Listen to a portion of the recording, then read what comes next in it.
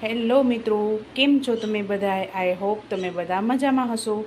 તો ચાલો, આજની આપણી રેસીપી છે પાણીપુરીનું તીખું પાણી બનાવીશું. તેના માટેના સૌપ્રથમ ઇન્ગ્રીડિયન્ટ્સ જોઈ લઈએ.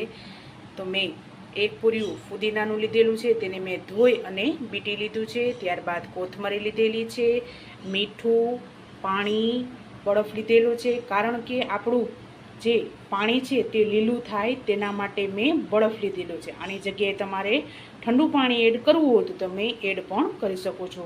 ત્યારબાદ આપણે 2 મોરા મરચાં અને 1 તીખી મિરચી આવે છે તે લીધેલી છે, લીંબુ, 1 આદુનો ટુકડો, ત્યારબાદ આખું જીરું, સંચળ પાવડર 1 ચમચી, 1 ચમચી પાણીપુરીનો મસાલો, અડધી ચમચી હિંગ અને 1 ચમચી ચાટનો મસાલો લીધેલો છે. તમારે પાણીપુરીનો મસાલો કોઈ પણ તમે લઈ શકો છો અને આખું જીરુંની બદલે તમે જે વાટેલું જીરું આવે છે તે પણ તમે આમાં એડ કરી શકો છો. તો ચાલો આપણે પાણીપુરીનું પાણી બનાવી લઈએ. તો ચાલો સૌપ્રથમ આપણે એક મિક્સર જાર લઈ લઈએ. આપણે આ કોથમરીને દાંડલા સહિત જ દાંડલા સહિત જ લેવાની છે, તેનાથી ટેસ્ટ પાણીપુરીમાં સરસ આવશે તેના માટે. તો ચાલો આપણે બધું કટિંગ કરી લઈએ અને આ મિક્સર જારમાં આપણે એડ કરી લઈએ.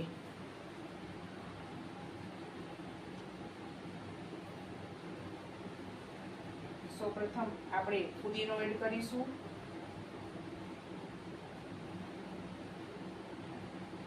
ત્યારબાદ કોથમરીને કટિંગ કરી લઈએ.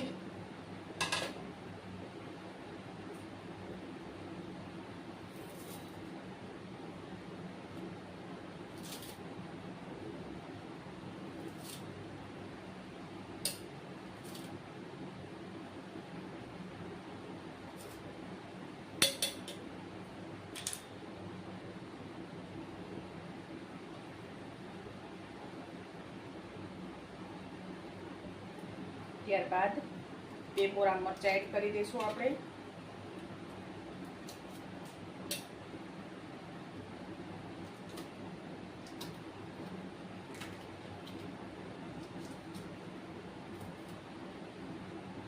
આપણે અડધી નંગ મિરચી નાખીશું. ત્યારબાદ આપણે આ બરફ એડ કરી દઈશું. ત્યારબાદ આ બધા મસાલા એડ કરી દઈશું.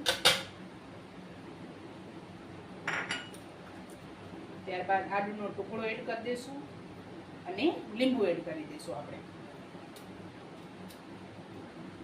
આપણે લીંબુના બી કાઢી લઈશું પહેલા. તો ચાલો આપણે લીંબુ એડ કરી દીધું છે. ત્યારબાદ આપણે થોડું પાણી નાખીશું. ત્યારબાદ થોડું આપણે મીઠું એડ કરીશું. થોડુંક જ એડ કરીશું, પછી જરૂર લાગશે તો આપણે ઉપરથી એડ કરી લેશું. તો ચાલો હવે આપણે ઢાંકણ ઢાંકી અને આને પીસી લઈએ આપણે. તો ચાલો આપણે પીસાઈ ગયું છે, રેડી થઈ ગયું છે. ત્યારબાદ આપણે અહીંયા થોડું પાણી લીધું છે, એમાં હજી આપણે 1 ગ્લાસ પાણી એડ કરીશું. ત્યારબાદ આપણે જે આ પીસેલું છે કોથમરી અને ફુદીનો તે આમાં એડ કરી દઈશું પાણીમાં.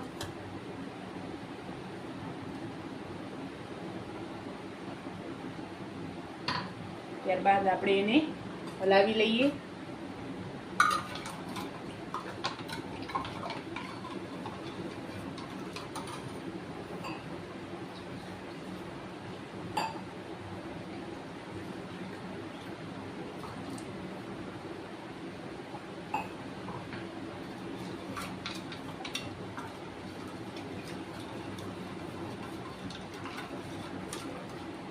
તમે જોઈ શકો છો આપણું પાણી એકદમ લીલું થઈ ગયું છે.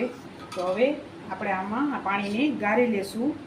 તો મેં 1 ગળણી લીધેલી છે, જે આપણે જ્યુસ ગાળવા માટેનું હોય તે લીધેલી છે મેં, અને નીચે તપેલી મૂકી દીધી છે.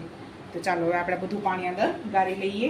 તમારે ગાળવું હોય તો તમે ગાળી શકો છો, નકર આ રીતે પણ તમે આને લઈ શકો છો.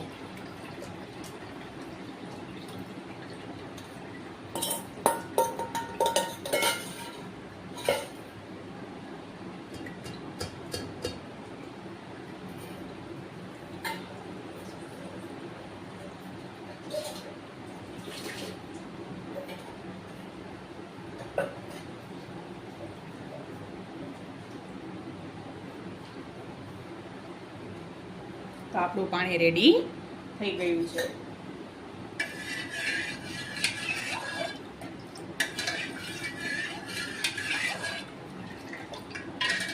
તો ચાલો પાણી રેડી થઈ ગયું છે. હવે આપણે પાણીપુરીનો મસાલો બનાવી લઈએ.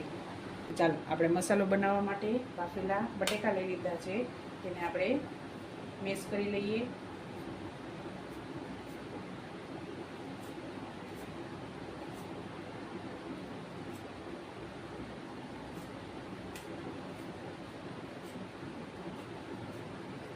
આ રીતે આપણે બધો મસાલો મેશ કરી, તો ચાલો આપણે મેશ કરી લીધો છે. ત્યારબાદ આપણે 1 ચમચી કશ્મીરી મરચું એડ કરીશું,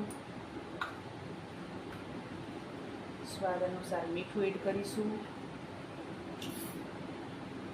ત્યારબાદ સંચર પાવડર એડ કરીશું. તો ચાલો આપણે બધું મિક્સ કરી લઈએ.